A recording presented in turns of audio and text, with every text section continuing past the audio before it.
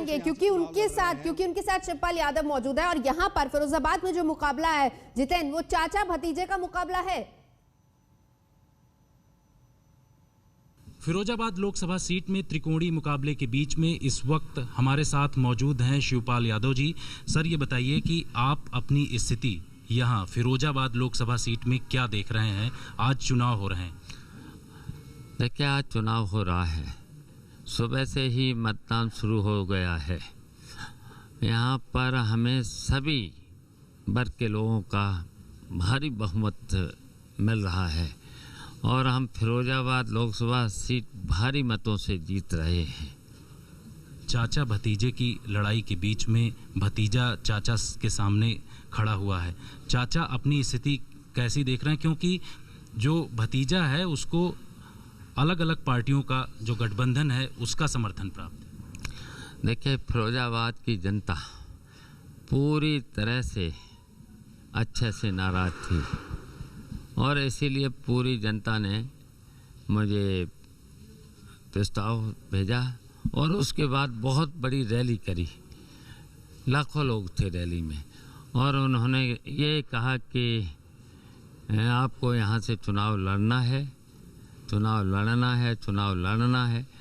तो उनको बात को हम टाल नहीं सके और टालना भी नहीं चाहिए था। जब जनता पूरी तरह से लाखों जनता हाथ उठा करके कह रही थी आपको चुनाव लड़ना है, तो फिर मैं लड़ गया और जब लड़ गया तो मुझे हर वर्ग का समर्थन है, व्यापारियों का, पिछड़े वर्ग के लोगों का, दलितों का और सभी बैकवर्ड का समर्थन। आपके जो विरोधी हैं उनका ये कहना है कि बीजेपी की बी टीम के तौर पर आप काम कर रहे हैं और इसके लिए आपने कई रैलियों में भी बोला है।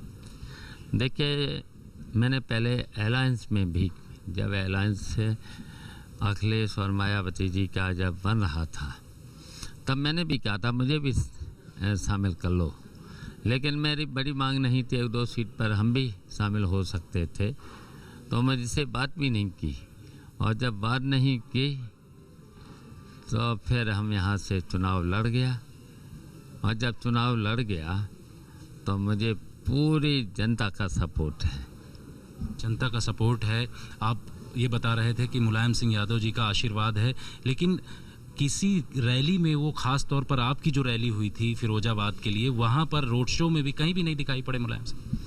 देखिए, नेताजी अपने ही लोकसभा जहाँ से चुनाव लड़ रहे हैं वहाँ भी नहीं गए, कहीं पर एक कार्यक्रम में गए हैं, उसके अलावा कहीं गए नहीं। उनका स्वास्थ्य ठीक नहीं है तो उसकी वजह से वो नहीं जा सके, लेकिन नेताजी का मुझे आशीर्वाद है और हमारे साथ भी हैं नेताजी। जिस बच्चे को आपने 32 सालों तक खिलाया, वही बच्चा अब आपके सामने खड़ा हुआ है। क्या महसूस होता है? परिवार में अगर इस तरीके का झगड़ा होता है तो दिल कचोटता है क्या? देखिए, संस्कार खो चुके हैं ये लोग।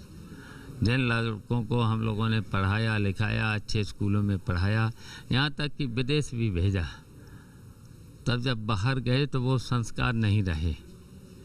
तो संस्कार नहीं, इसीलिए चाचा के खिलाफ खड़े। तो इसलिए खड़े उन्हें नहीं चाचा के खिलाफ खड़ा होना चाहिए था, लेकिन खड़े हैं तो फिर हारेंगे और हम जीतेंगे। अहम सीट है जिस पर चाचा भतीजा दोनों आमने सामने। हालांकि शिवपाल यादव बार बार ये बात कहते आए हैं कि जो कोर वोट है वो मेरे साथ है, इसलिए जीत के लिए वो काफी ज्यादा आश्वस्त है। यही बात वो हमारे रिपोर्टर